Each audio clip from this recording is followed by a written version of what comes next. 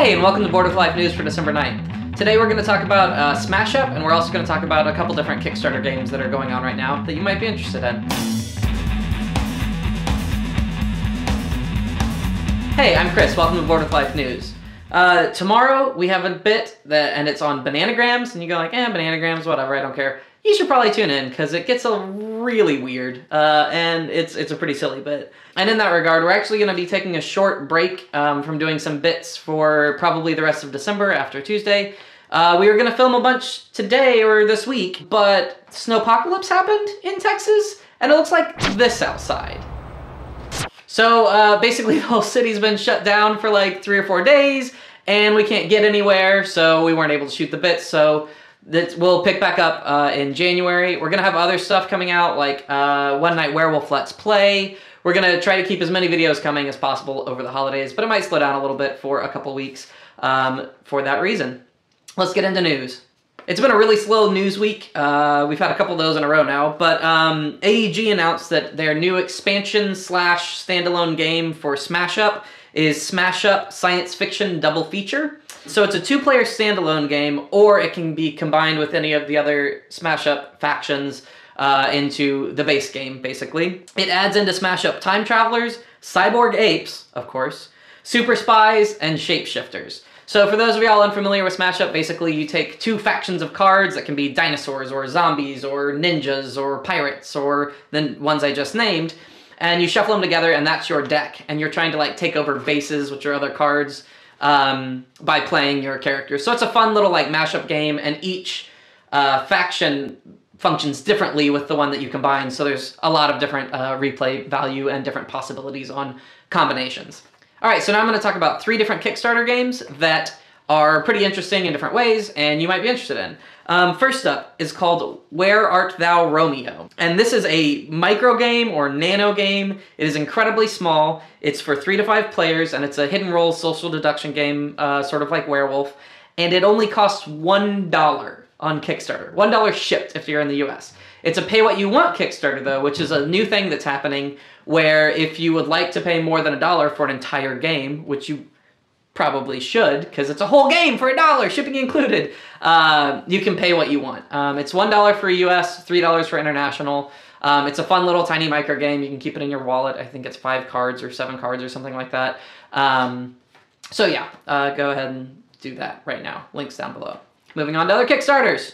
Next up in my Kickstarter slew of December, whatever, is Pathfinder Dice Arena. This is the popular role-playing game Pathfinder put into a dice game, which they did a good job putting it into a card game. We're big fans of the Pathfinder adventure card game.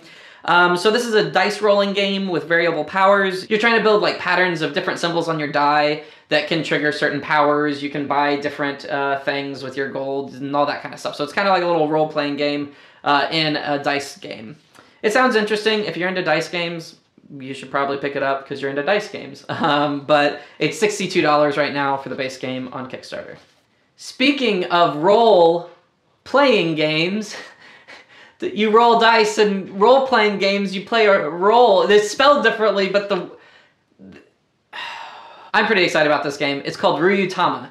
It's a Japanese tabletop pen and paper role-playing game that they are bringing over to the US, or I guess translating it in English. And it is focusing on the usually non-player characters, where minstrels or merchants or artisans, that's who you play. And it's way more focused on kind of travel and adventure and wonder than combat systems. It's been compared to like the works of Miyazaki, who I absolutely love.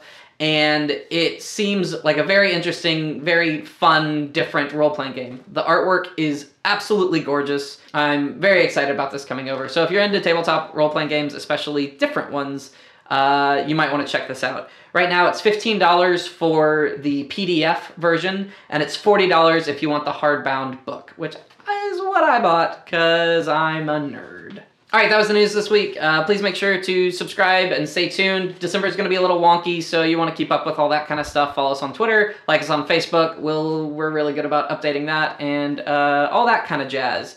This week's question comes from Weapons Grade channel via YouTube, and they ask, do you like or prefer iOS versions of games?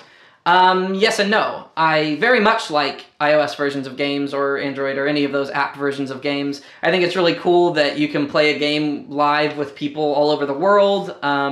I think that it's a really good kind of substitute when you can't get your board game group together to play games. I think it's a really good way to learn new games. For example, Le Havre has a really good tutorial, and that's much easier for me to learn that game than sit down with a rule book, which can get kind of tedious and tough on some of those deeper Euros. I think that they're also a very good way to inexpensively find out if you like a game. Where, you know, I mean, board games are expensive, we all know that, and iOS games, $5 to try out a game and see if you like it. I'll often download an app, see if I like it, and if I do, then I'll buy the physical board game. They don't in any way replace physical board games for me. I don't play physical board games any less because of them. But I do play board games more because now those exist, so I can play them all the time. So I think that they're a great thing. I don't think that they are a replacement in any way for board games. I think that they kind of enhance that experience. So yeah, that's my answer to that question. Thanks for tuning in, and I will see you next week.